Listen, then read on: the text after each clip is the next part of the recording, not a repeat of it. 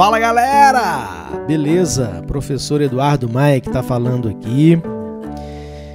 Sejam todos muito bem-vindos ao nosso ano de 2021, no sistema remoto ainda, porque a pandemia tá que tá, né? E então cabe a gente usar os instrumentos, as ferramentas que temos para o momento, né? Mas então sejam todos muito bem-vindos. Eu me recuso a afundar. Esse balãozinho aí, ó, eu gosto dessa imagem porque retrata esse voo suave que atualmente a gente está precisando dar, né?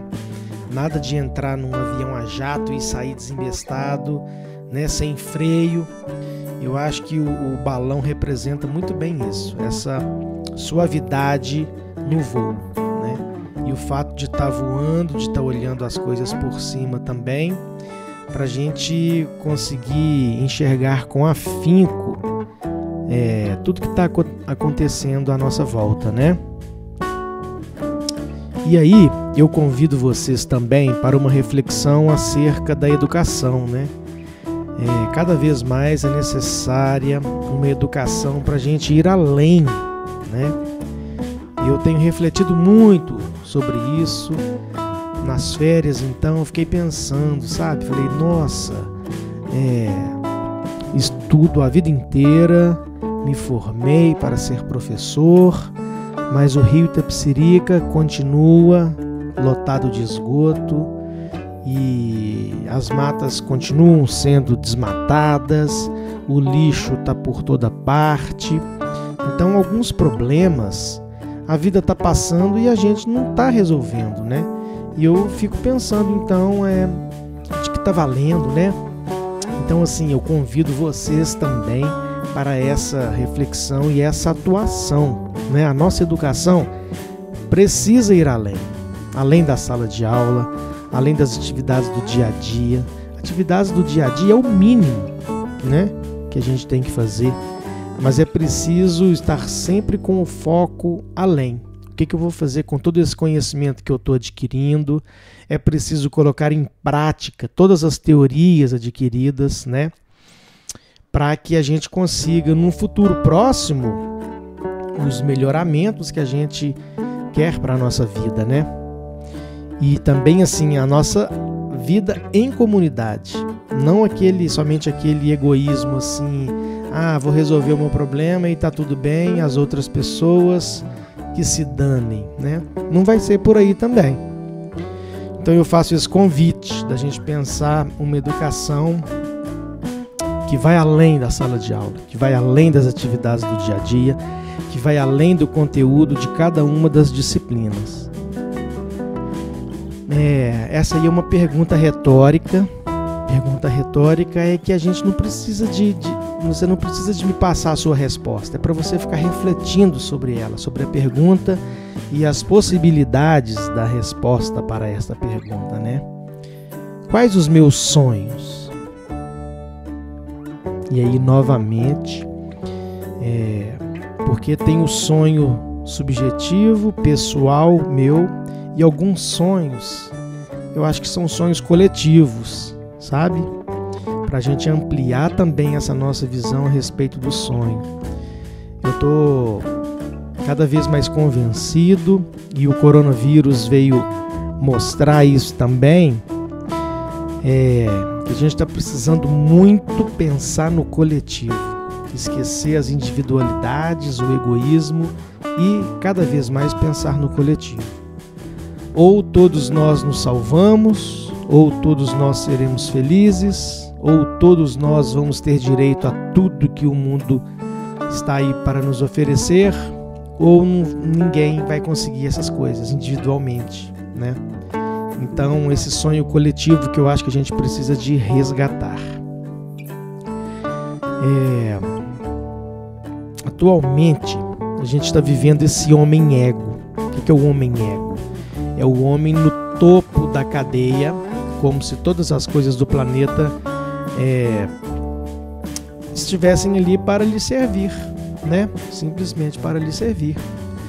Já sabemos também que o capitalismo, né, esse jeito da gente abstrair as coisas que estão no planeta, esse modo linear de produção não tem recurso, né, no planeta que vai conseguir suprir todas as nossas necessidades, assim, os nossos desejos, né? Então a gente precisa de pensar realmente que homem que é esse que está habitando o planeta e talvez fazer essa migração aí do homem ego para o homem eco.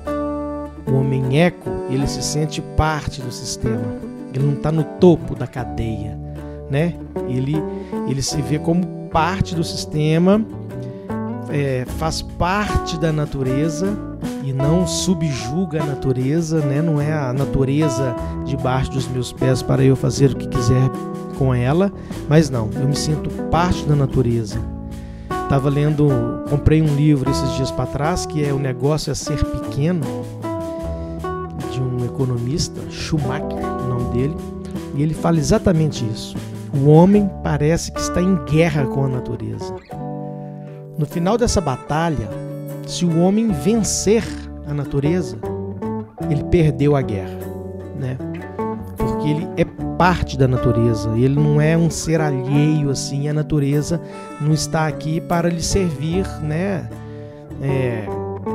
Servir todos os seus desejos, não é. Então a gente faço esse convite também para a gente mudar a nossa perspectiva desse ser ego, né? O homem no centro da natureza, para o homem eco, o homem participante da natureza. Aí a gente tem mais um exemplo, né?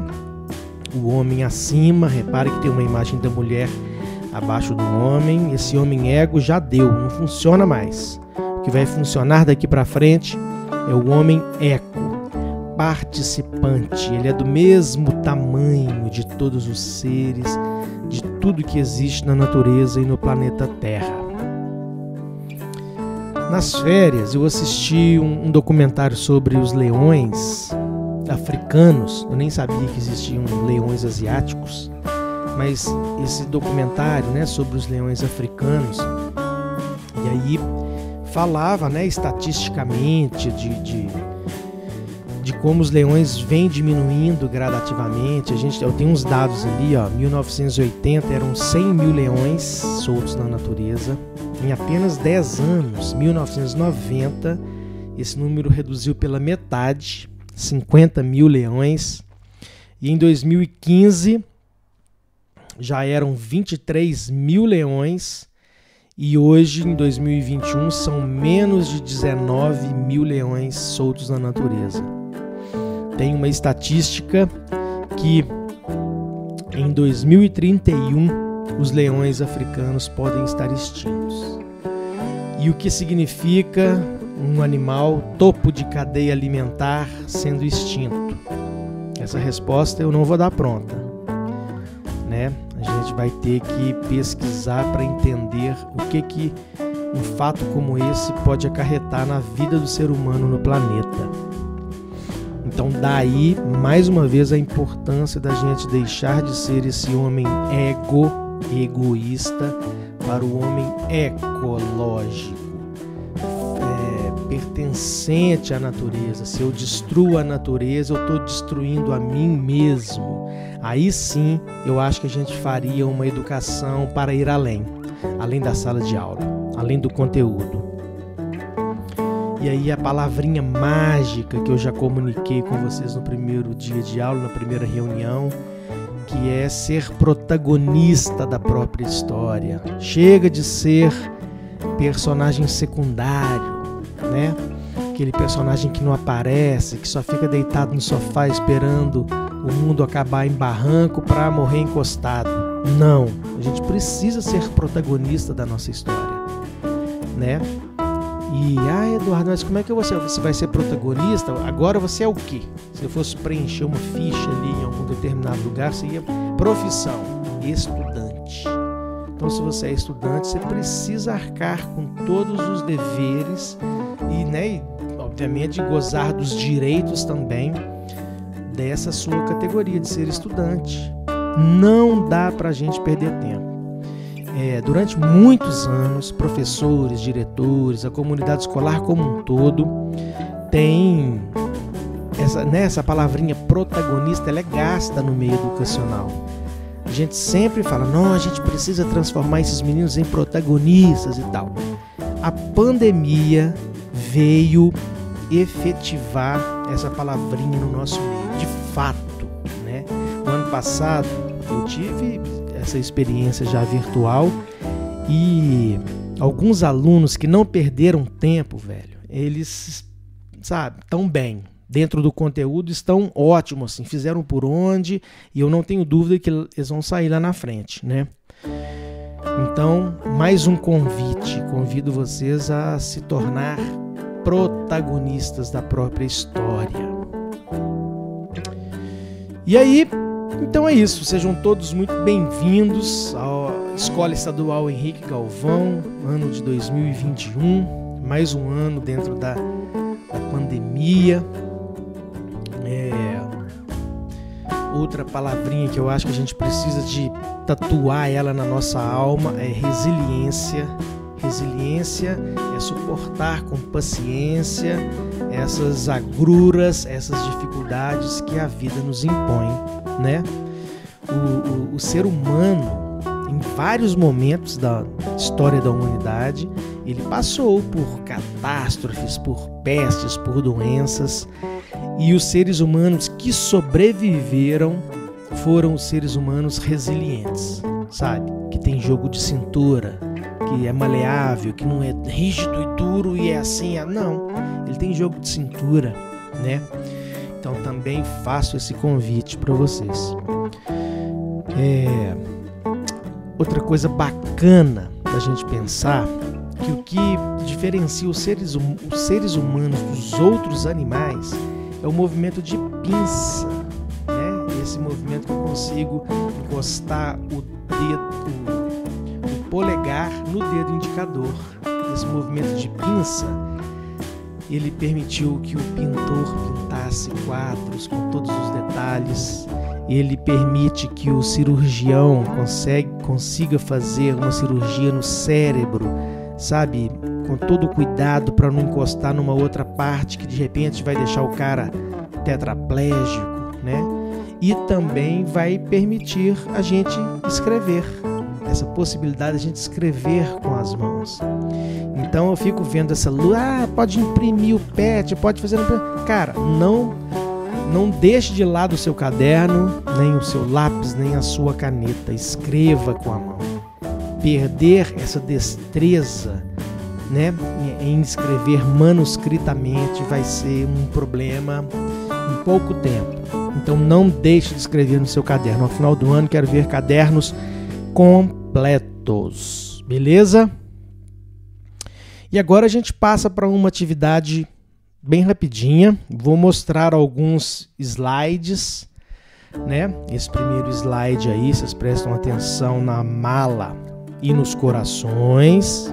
Pode dar pausa no vídeo se quiser ter mais tempo para observar. Nessa outra imagem, o que a gente vê? Uma marionete lá na televisão, mas o espectador que está assistindo a televisão também é uma marionete. E aí, os livros, né, representando essa liberdade que a literatura, que a leitura pode nos proporcionar. E tá lá o homem com sua rede tentando pegar esses livros, essa liberdade ou esse conhecimento. E aí depende da interpretação de cada um. E aí a gente tem pessoas transeuntes andando pela rua. E nos pensamentos, né, quando a gente junta esses pensamentos isolados dessas pessoas, a gente tem a palavra solidão. E eu fico pensando, né, durante a pandemia, essa vida nossa reclusa dentro de casa e a tecnologia muito presente na nossa vida. Será que estou cada vez mais dentro de uma solidão? E aí tem esse último slide aí, que é um pensamento desse ser fora de si mesmo, é uma interpretação subjetiva, vocês vejam o que vocês entendem aí. A atividade é o seguinte, você vai ter que escolher um desses slides e contar a história dela. E contar a história do slide, o que você vê ali. E aí, assim, quando eu digo história, é uma história mesmo com introdução, desenvolvimento e conclusão, início, meio e fim, qual o nome desse personagem, o que ele está acontecendo, acorda de manhã, sai para trabalhar, enfim, é uma história mesmo, né? Quantas linhas, professor? Não temos essa informação, porque senão a gente fica correndo atrás de preenchimento daquelas linhas. Não, fique livre, deixa a história acontecer na sua cabeça e no papel e mãos à obra, beleza?